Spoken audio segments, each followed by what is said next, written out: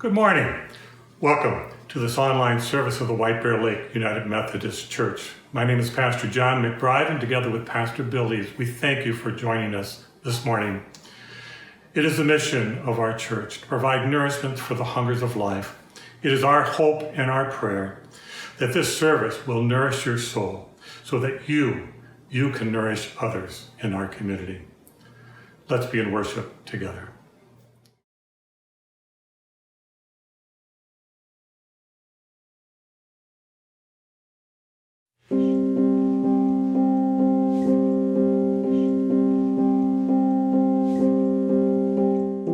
Praise be the nurses and doctors, every medical staff bent over flesh to offer care, for lives saved and lives lost, for showing up either way. Praise for the farmers tilling soil, planting seeds so food can grow, an act of hope if ever there was. Praise be the janitors and garbage collectors, the grocery store clerks and the truck drivers barreling through long, quiet nights. Give thanks for bus drivers, delivery persons, postal workers, and all those keeping an eye on water, gas, and electricity. Blessings on our leaders making hard choices for the common good, offering words of assurance. Celebrate the scientists working a way to understand the thing that plagues us, to find an antidote, and all the medicine makers. Praise be the journalists keeping us informed.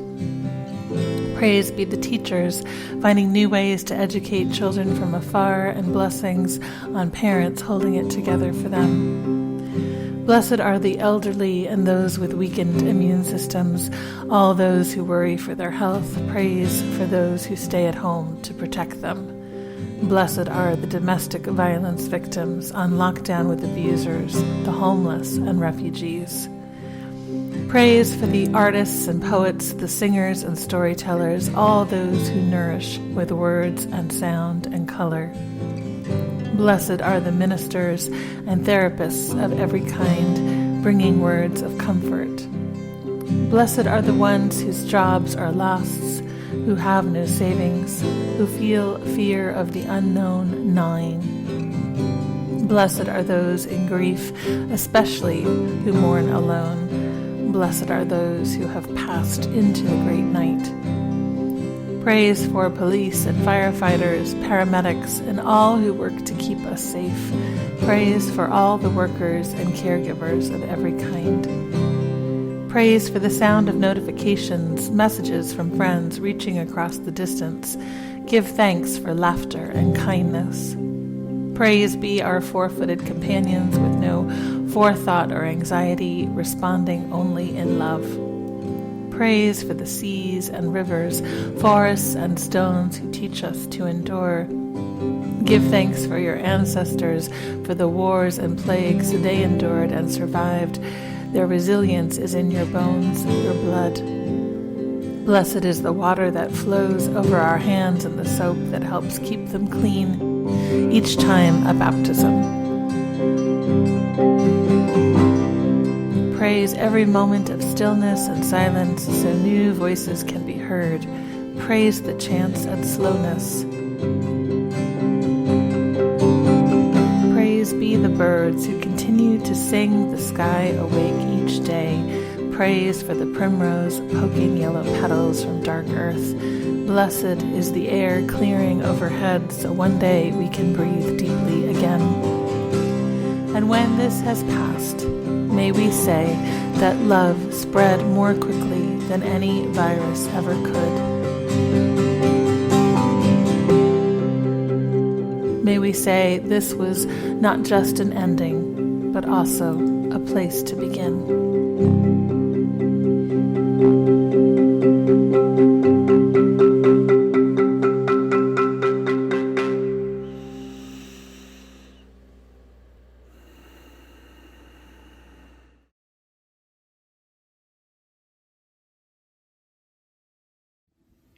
Then I saw a new heaven and a new earth, for the first heaven and the first earth had passed away, and the sea was no more.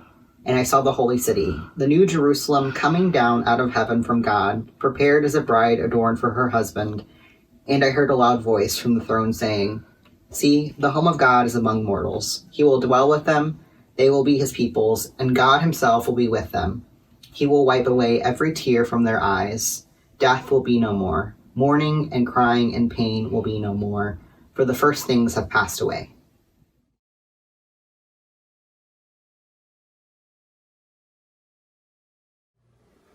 Dear God, many of us are experiencing a heightened state of anxiety during these many weeks of isolation. We are afraid for our physical health and for the health of those we love. We are afraid for our emotional well-being and the well-being of those we love. We are afraid for our financial security and for the economic security of our nation. We are afraid for those in our community who struggle to make ends meet, and for those all around the world who suffer economic disparity. We are afraid for all those whose jobs have been lost and those whose work is in jeopardy. We are afraid for our relationships, which are strained under the weight of all this fear. Frankly, God, it seems like the sky is falling, and there is just too much to fear. Help us to face our fears with faith. Give us faith in ourselves, faith in those we love, faith in our community, and faith in you. A faith that will bring us together in love to care for ourselves and for others. Teach us to not take the overabundance of information on social media, cable TV, and the internet at face value, but to examine the facts with a critical eye to make certain we know where the truth lies amidst the sea of misinformation. Armed with the courage of faith and a critical understanding of the facts given us, the strength to step into our fear and to take action when action is needed for our future and the future of those around us. And help us to see that while we are physically apart from those in need, we can still be effective advocates for those who suffer and need a helping hand. And lastly, God, teach us to release our fears to your care. Jesus taught us that not one, by worrying, can add a single hour to their span of life. But we know that letting our fears get the best of us can take away the joy of today. So, loving God, as we pray, as Jesus taught us to pray, we release our fears to your care, so we may know the joy of living in this moment with you by our side. Our Father, who art in heaven, hallowed be thy name. Thy kingdom come, thy will be done on earth as it is in heaven. Give us this day our daily bread, and forgive us our trespasses, as we forgive those who trespass against us. And lead us not into temptation, but deliver us from evil. For thine is the kingdom, and the power, and the glory, forever and ever. Amen.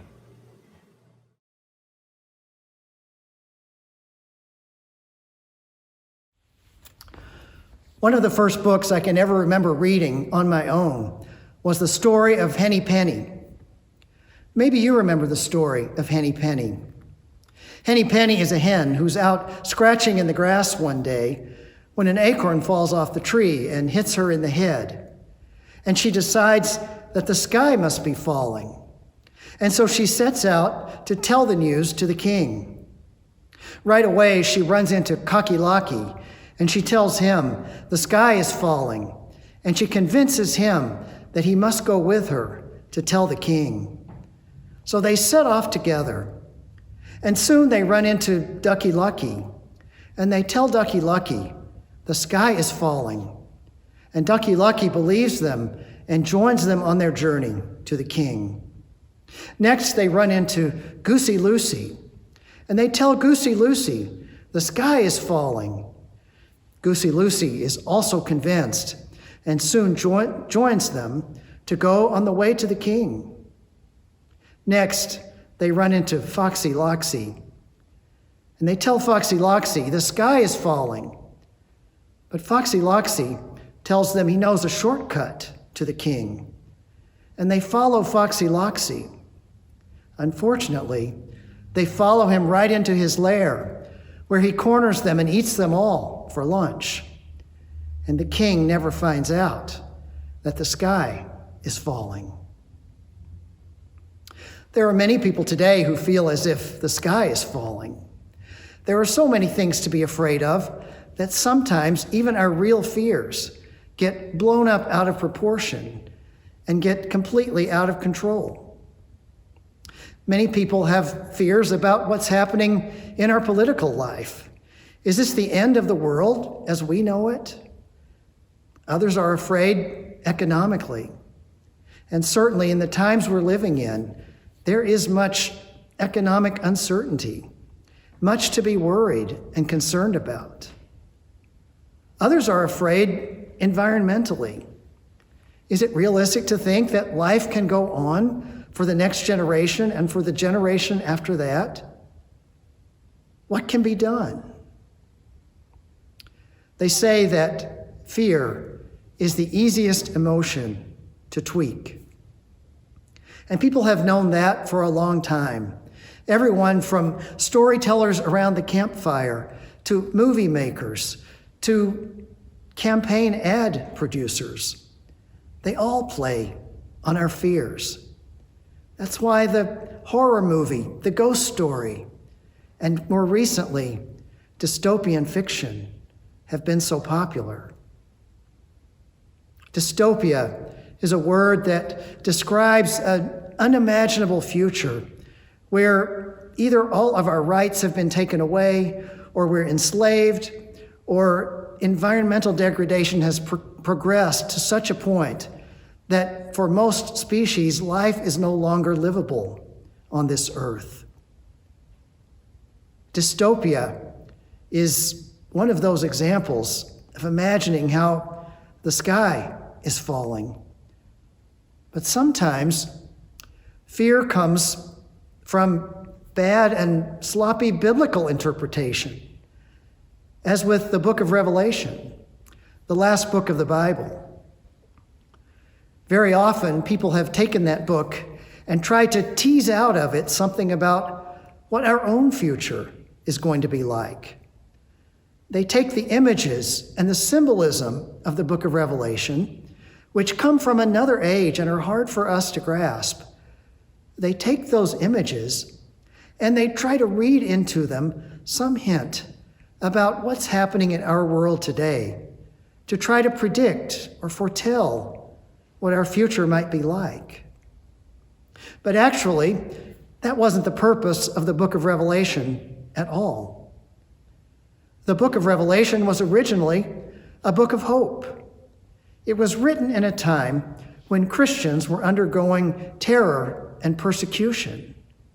And the book was written to give hope and a sense of positivity about the future, a sense of the nearness of God and of God's power at work, even in the midst of suffering. People still ask, though, is there something in the book of Revelation that we should be understanding for our time? Is this pandemic that we're living through now a sign of the apocalypse? Well, sure enough, the Greek title of the book of Revelation was apocalypsis, apocalypse. Originally, it meant an unveiling, a disclosure, an eye-opening to something that had not been seen before. Is this pandemic an apocalypse? Well, in a way, yes. It's an apocalypse in the sense that it's opening our eyes to some things that we may not have seen before. Some of those things are very positive things. On the one hand, we're seeing the generosity of many of our neighbors. We're seeing how people are donating more to nonprofit organizations, how people are reaching out to help local businesses and support them in this time when they can't be operating fully. We're seeing how people are even tipping the pizza delivery guy more than they used to do. We're also seeing a real sense of people pulling together to care about each other, to help each other out, maybe even to see the best in each other and overlook the worst. And yet, at the same time, this apocalypse, this eye-opening pandemic, is also showing us some very ugly things. It's showing us the individualism that is at work in the hearts of some people, and how that individualism keeps some of us from caring about our neighbors, keeps some of us from doing what we need to do to look out for their health and well-being. It's also showing us something about the economic differences that we live with, that we often overlook. Showing us, for example, about the digital divide here in our own state, when school children were sent home to do their schoolwork and learning at home. We've discovered that many families, maybe 10 or 15%, don't have access to internet in their homes, and their kids can't do their schoolwork.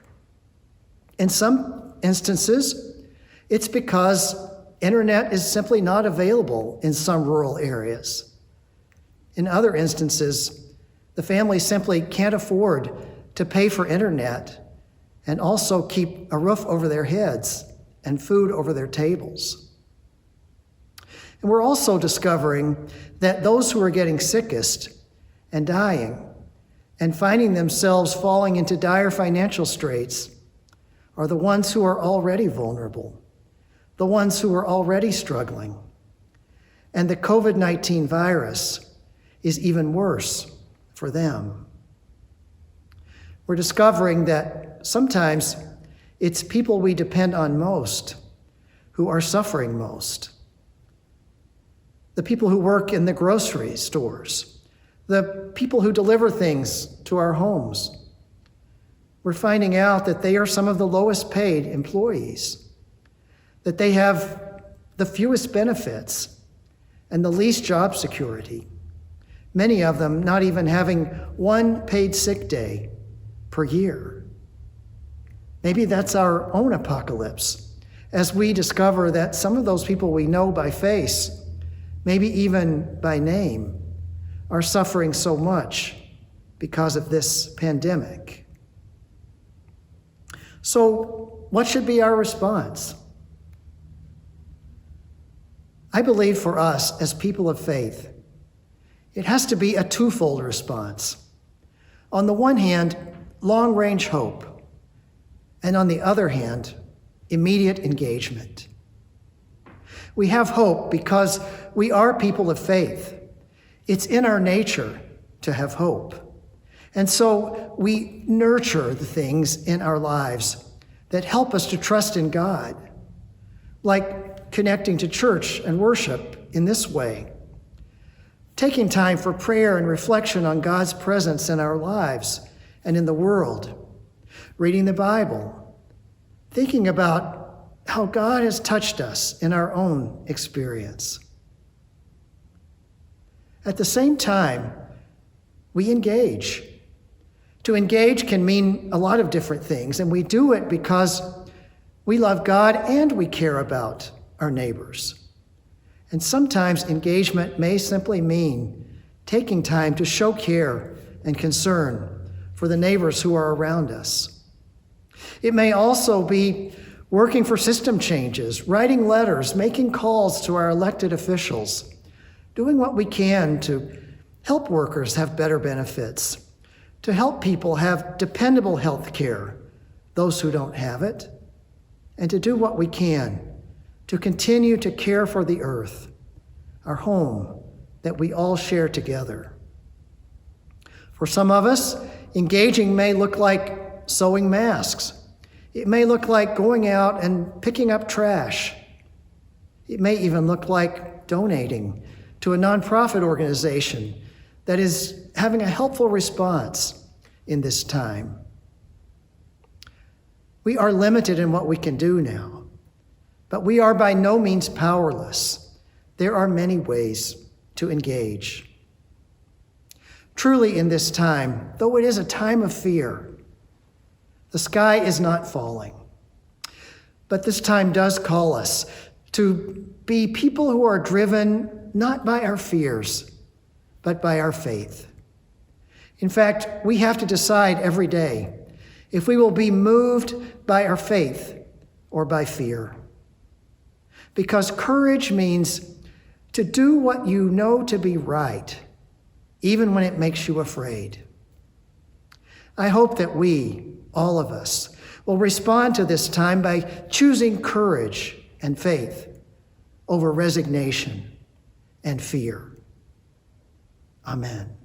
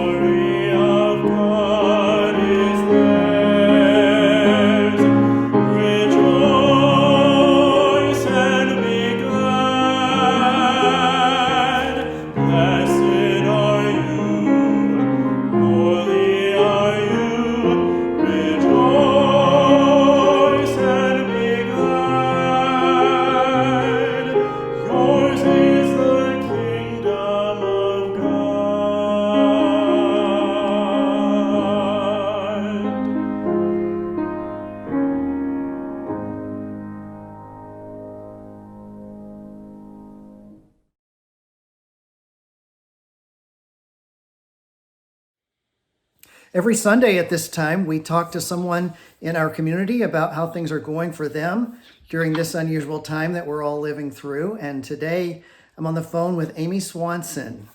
Amy, how are you? I'm doing well, Bill. How are you? Doing well, yeah.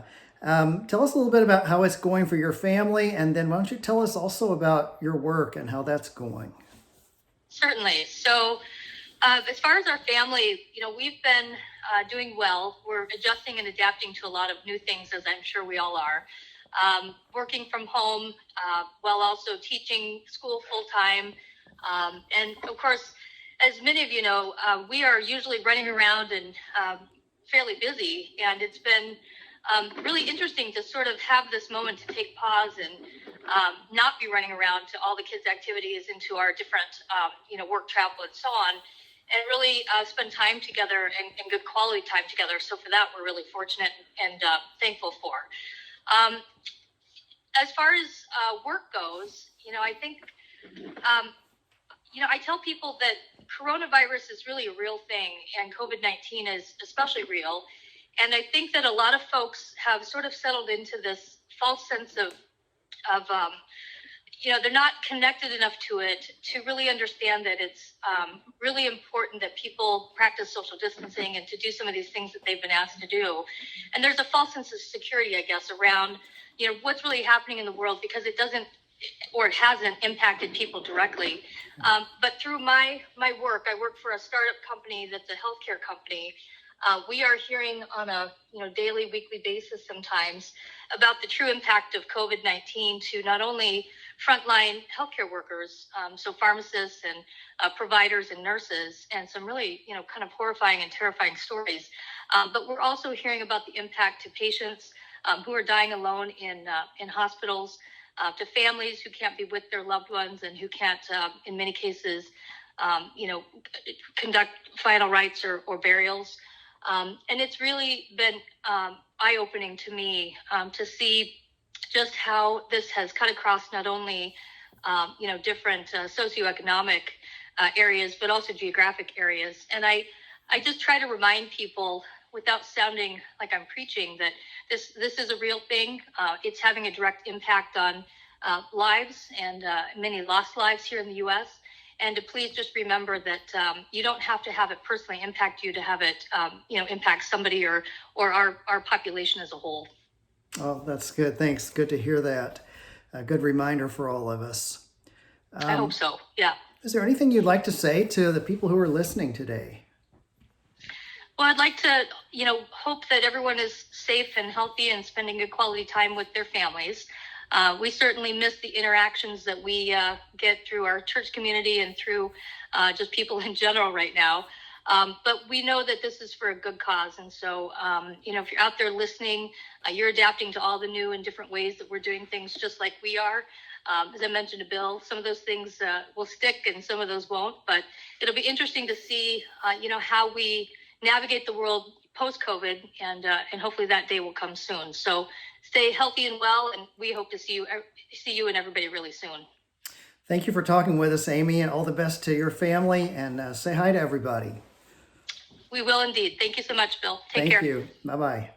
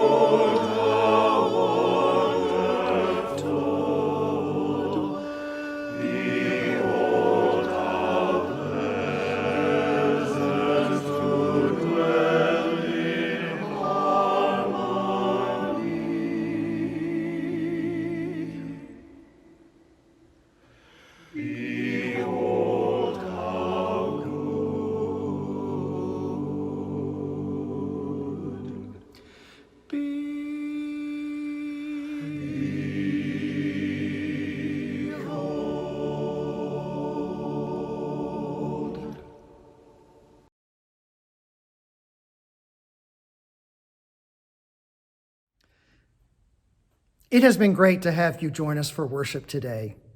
Please do join us next Sunday when we conclude our Unafraid sermon series with Pastor John McBride, looking at aging and beyond. I hope you'll join me each night at 7 o'clock for a brief prayer time on our Facebook page. And now, may you be blessed by God who has created us, by Christ who redeems us, and by the Spirit who each day gives us life. Amen.